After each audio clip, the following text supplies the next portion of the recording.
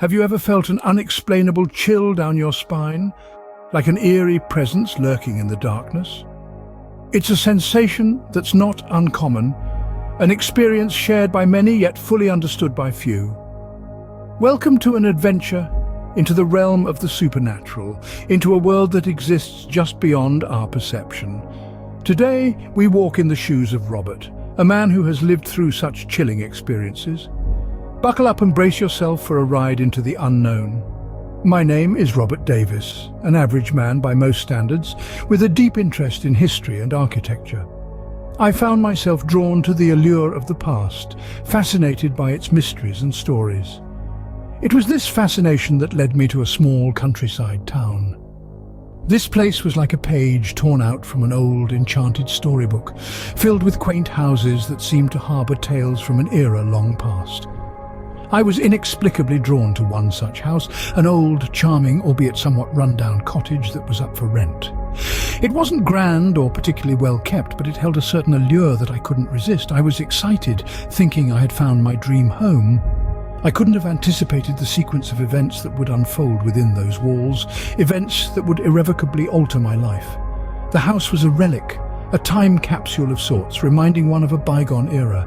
It had creaking wooden floors that echoed underfoot, and faded wallpaper that was peeling off at the corners, revealing the years of existence. It was situated on the outskirts of the town, surrounded by a dense forest that seemed to form a thick green wall around it, casting eerie shadows even when the sun shone bright.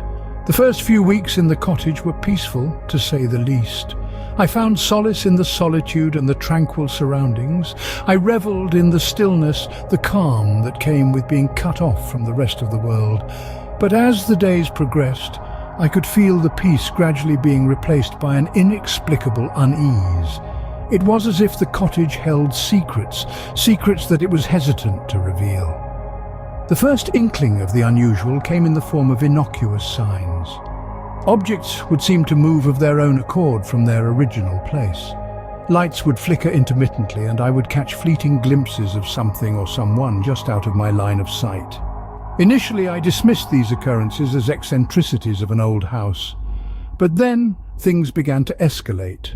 Nights were fraught with chilling drafts, despite all the windows and doors being firmly shut. I would hear faint, ghostly whispers, barely audible, emanating from nowhere. I was taken aback, to say the least. I started investigating the house, in a desperate attempt to find the source of these voices. Yet I found nothing out of the ordinary. As time wore on, a sense of uneasiness began to manifest. More than the eerie whispers and shadowy figures, it was the constant feeling of being watched. A feeling that was constant, like unseen eyes observing my every move.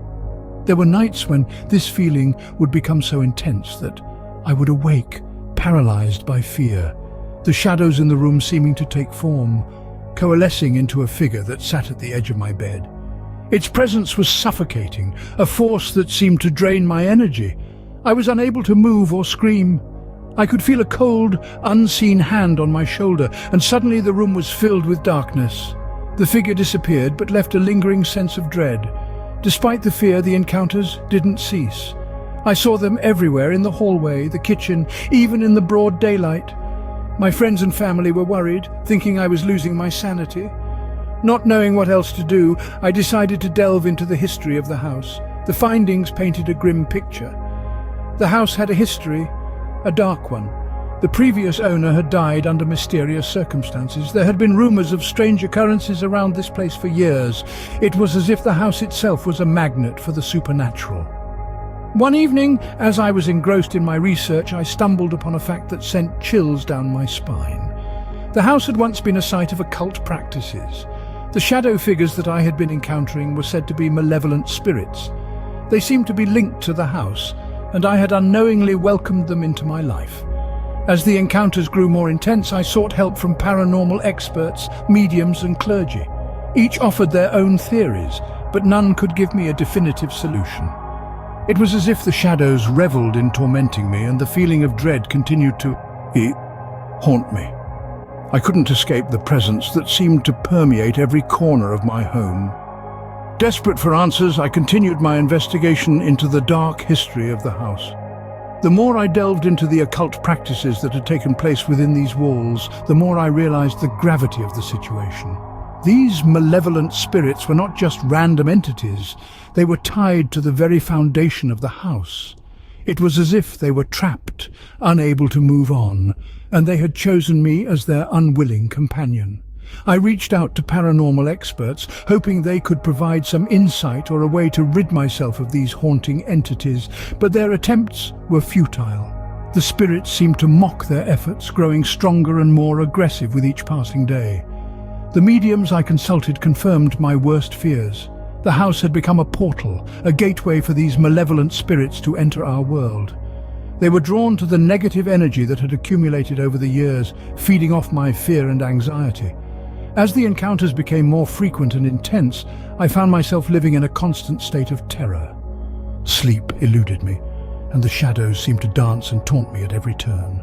I was trapped in a nightmare of my own making. Desperate for a solution, I turned to the clergy.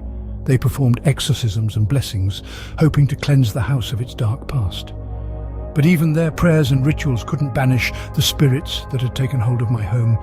I was left with no choice but to confront the spirits head-on.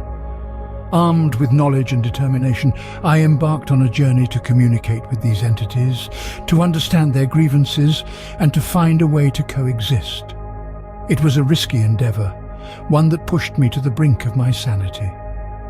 But I knew that if I didn't face these spirits, they would continue to torment me indefinitely. I had to find a way to make peace with the shadows that had become an inescapable part of my life. And so, my journey into the unknown continues. I'm still haunted by these malevolent spirits, but I am no longer paralyzed by fear. I've learned to coexist with the shadows, to acknowledge their presence without succumbing to their power. In sharing my story, I hope to shed light on the existence of these otherworldly entities and the profound impact they can have on our lives. The shadows may never truly leave me, but I have found solace in knowing that I am not alone in this haunting journey.